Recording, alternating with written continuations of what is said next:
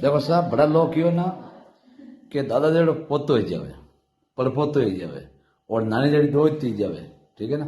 ये वास्ते अपन इतिहास में देख लो, अपने डांगावास गांव का भंवर सिंह जी, ठीक है ना, जकाने पोतो है जो को माने बड़े माँ पंचायत में आयो और दो बात तो मैंने बताई।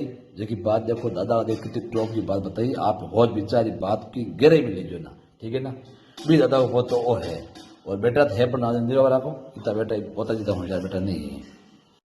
तो देखो एंटी करप्शन वाले खराब नहीं है, हाँ वो तो अपना काम ईमानदारी से करते हैं। हाँ। तुम शिकायत ही नहीं करते, तुम खुद पैसे देके काम करा दो। बिल्कुल सही है। तो इसीलिए मैंने कहा देखो पढ़े लिखे होंगे, जागरूक होंगे तो हम अपने आप सही रास्ते से चलना सीखेंगे। बिल्कुल और जब सही तरीके से चलेंगे ना तो देखो एजुकेशन अपने आप में एक बहुत बड़ा हथियार है। बिल्कुल हथियार है। हाँ हाथ में डंडे उठाने की जरूरत ही नहीं है, किताबें उठा लो, वो डंडे बंदूकों से ज्यादा ताकत बिल्कुल है। अगर आपको पता होगा कि आपको क्या करना है, आपके अधिकार क्या है, तो कोई आपको कैसे ठग लेगा। कोई नहीं ठग सकता, लेकिन कई लोगों को तो पता है उसके बाद भी, लेकिन उनको जानकारी भी नहीं इतनी कि भाई हम ये कर सकते हैं, हिम्मत नहीं है तो उनमें, जैसे वो फंस जाते हैं कहीं ना कहीं। हाँ क्योंकि एक का नहीं, हम एक नहीं, जिस दिन सारे एक हो जाएंगे ना, हाँ फिर तो होना ही है। ऐसे कई छोटे देश हैं जिनमें कोई लफड़ा ही नहीं होता। क्यों? क्योंकि वो पब्लिक ही एक है।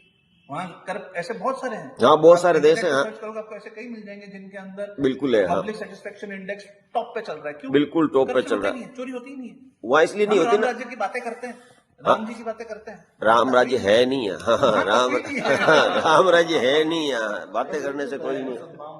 हाँ गाय, अरे वो तो उसका एक कारण है ना, उसका कारण है कि लोग है ना शिक्षित नहीं है ना, उनको जो बताते हैं वो उसी पे चलते हैं ना। हाँ के बाद वही मेरे दादाजी की बात थी। हाँ बस वही कहते थे, में भी वही कहते थे, वही कहते थे। आज 2026 में भी हम यही बात कहते हैं, वही कह रहे हैं। हाँ ये कॉलेज, इसमें अच्छे से अच्छे लेक्चरर्स आने चाहिए, बढ़िया बढ़िया विषय होने चाहिए, अच्छे शिक्षकों की जरूरत है।